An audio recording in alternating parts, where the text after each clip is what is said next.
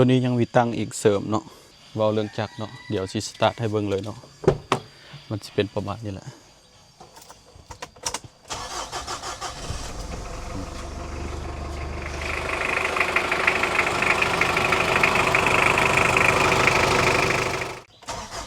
นี่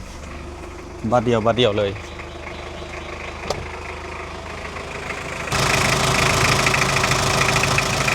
จักรนี้โอเคเลยเนาะบ่มีปัญหาเนาะสภาพจักรมีแต่เกียร์มีแต่ไปเช็คเกียร์ปั๊มใหม่ปั๊มดีปั๊มใหม่ปั๊มดีเนาะจักรงามสะอาดดีเนาะบ่มีหอยหัวหอยซึมเนาะเทอร์โบหาแต่ซื้อใส่ใหม่เนาะเทอร์โบเนาะเทอร์โบใหม่ๆเลยเนาะเทอร์โบ